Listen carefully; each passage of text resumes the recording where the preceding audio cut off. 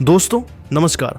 अगर आप भी ईशान किशन को एक बेहतरीन विस्फोटक बल्लेबाज और टीम इंडिया का भविष्य मानते हैं तो इस वीडियो को लाइक जरूर कीजिएगा।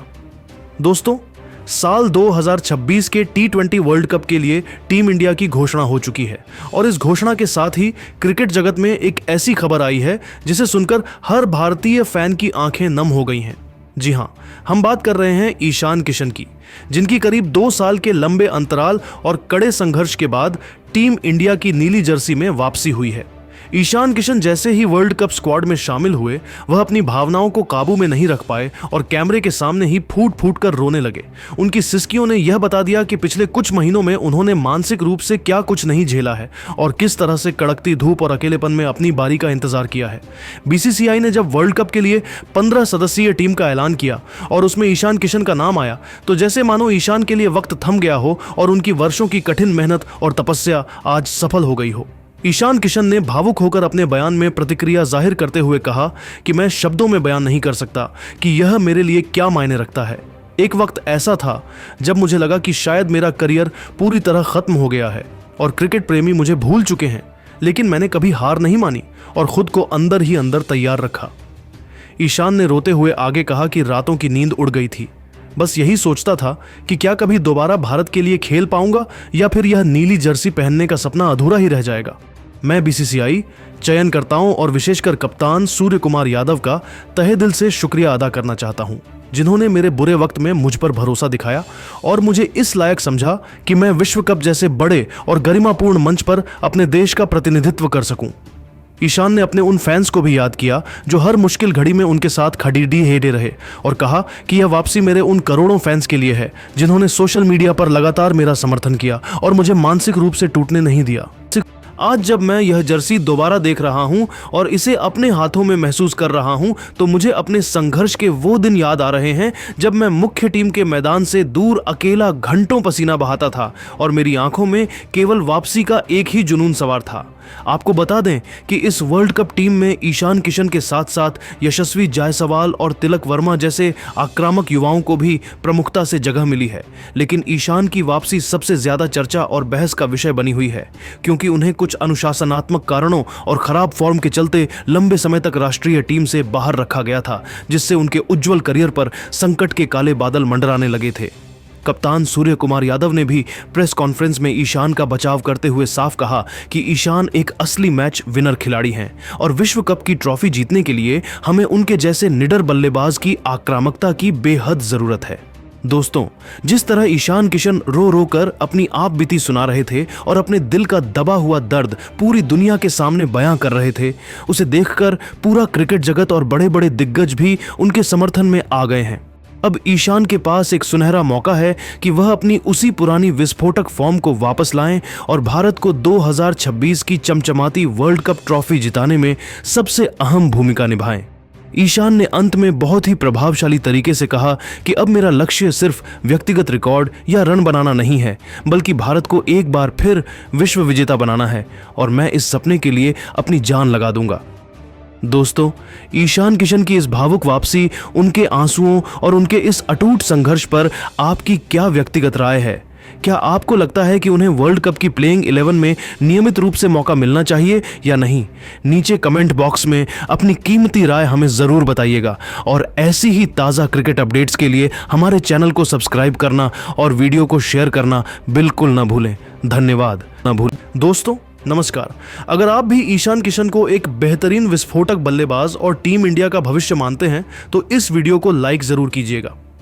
दोस्तों, साल 2026 के T20 वर्ल्ड कप के लिए टीम इंडिया की घोषणा हो चुकी है और इस घोषणा के साथ ही क्रिकेट जगत में एक ऐसी खबर आई है जिसे सुनकर हर भारतीय फैन की आंखें नम हो गई हैं। जी हां, हम बात कर रहे हैं ईशान किशन की, जिनकी करीब 2 साल के लंबे अंतराल और कड़े संघर्ष के बाद टीम इंडिया की नीली जर्सी में वापसी हुई है। ईशान किशन जैसे ही वर्ल्ड कप स्क्वाड में शामिल हुए, वह अपनी भावनाओं को काबू में नहीं रख पाए और कैमरे के सामने ही फूट फूट कर रोने लगे। उनकी सिसकियों ने यह बता दिया कि पिछले कुछ महीनों में उन्होंने मानसिक रूप से क्या कुछ नहीं झेला है और किस तरह से कड़कती धूप और अकेलेपन में अपनी बारी का इंतजार किया है। बीसीसीआई ने जब वर्ल्ड कप के लिए 15 सदस्यीय टीम का ऐलान किया और उसमें ईशान किशन का नाम आया, तो जैसे मानो ईशान के लिए वक्त थम गया हो और उनकी वर्षों की कठिन मेहनत और तपस्या आज सफल हो गई हो। ईशान किशन ने भावुक होकर अपने बयान में प्रतिक्रिया जाहिर करते हुए कहा कि मैं शब्दों में बयान नहीं कर सकता कि यह मेरे लिए क्या मायने रखता है। एक वक्त ऐसा था जब मुझे लगा कि शायद मेरा करियर पूरी तरह खत्म हो गया है और क्रिकेट प्रेमी मुझे भूल चुके हैं, लेकिन मैंने कभी हार नहीं मानी और खुद को अंदर ही अंदर तैयार रखा। ईशान ने रोते हुए आगे कहा कि रातों की नींद उड़ गई थी। बस यही सोचता था कि क्या कभी दोबारा भारत के लिए खेल पाऊंगा या फिर यह नीली जर्सी पहनने का सपना अधूरा ही रह जाएगा। मैं बीसीसीआई, चयनकर्ताओं और विशेषकर कप्तान सूर्य कुमार यादव का तहे दिल से शुक्रिया अदा करना चाहता हूं, जिन्होंने मेरे बुरे वक्त में मुझ पर भरोसा दिखाया और मुझे इस लायक समझा कि मैं विश्व कप जैसे बड़े और गरिमापूर्ण मंच पर अपने देश का प्रतिनिधित्व कर सकूं। ईशान ने अपने उन फैंस को भी याद किया जो हर मुश्किल घड़ी में उनके साथ खड़ीडे रहे और कहा कि यह वापसी मेरे उन करोड़ों फैंस के लिए है जिन्होंने सोशल मीडिया पर लगातार मेरा समर्थन किया और मुझे मानसिक रूप से टूटने नहीं दिया। आज जब मैं यह जर्सी दोबारा देख रहा हूं और इसे अपने हाथों में महसूस कर रहा हूं, तो मुझे अपने संघर्ष के वो दिन याद आ रहे हैं जब मैं मुख्य टीम के मैदान से दूर अकेला घंटों पसीना बहाता था और मेरी आंखों में केवल वापसी का एक ही जुनून सवार था। आपको बता दें कि इस वर्ल्ड कप टीम में ईशान किशन के साथ साथ यशस्वी जायसवाल और तिलक वर्मा जैसे आक्रामक युवाओं को भी प्रमुखता से जगह मिली है, लेकिन ईशान की वापसी सबसे ज्यादा चर्चा और बहस का विषय बनी हुई है, क्योंकि उन्हें कुछ अनुशासनात्मक कारणों और खराब फॉर्म के चलते लंबे समय तक राष्ट्रीय टीम से बाहर रखा गया था, जिससे उनके उज्जवल करियर पर संकट के काले बादल मंडराने लगे थे। कप्तान सूर्य कुमार यादव ने भी प्रेस कॉन्फ्रेंस में ईशान का बचाव करते हुए साफ कहा कि ईशान एक असली मैच विनर खिलाड़ी हैं और विश्व कप की ट्रॉफी जीतने के लिए हमें उनके जैसे निडर बल्लेबाज की आक्रामकता की बेहद जरूरत है। दोस्तों, जिस तरह ईशान किशन रो रो कर अपनी आप बीती सुना रहे थे और अपने दिल का दबा हुआ दर्द पूरी दुनिया के सामने बयां कर रहे थे, उसे देखकर पूरा क्रिकेट जगत और बड़े बड़े दिग्गज भी उनके समर्थन में आ गए हैं। अब ईशान के पास एक सुनहरा मौका है कि वह अपनी उसी पुरानी विस्फोटक फॉर्म को वापस लाएं और भारत को 2026 की चमचमाती वर्ल्ड कप ट्रॉफी जिताने में सबसे अहम भूमिका निभाएं। ईशान ने अंत में बहुत ही प्रभावशाली तरीके से कहा कि अब मेरा लक्ष्य सिर्फ व्यक्तिगत रिकॉर्ड या रन बनाना नहीं है, बल्कि भारत को एक बार फिर विश्व विजेता बनाना है और मैं इस सपने के लिए अपनी जान लगा दूंगा। दोस्तों, ईशान किशन की इस भावुक वापसी, उनके आंसुओं और उनके इस अटूट संघर्ष पर आपकी क्या व्यक्तिगत राय है? क्या आपको लगता है कि उन्हें वर्ल्ड कप की प्लेइंग 11 में नियमित रूप से मौका मिलना चाहिए या नहीं? नीचे कमेंट बॉक्स में अपनी कीमती राय हमें जरूर बताइएगा और ऐसी ही ताज़ा क्रिकेट अपडेट्स के लिए हमारे चैनल को सब्सक्राइब करना और वीडियो को शेयर करना बिल्कुल ना भूलें। धन्यवाद।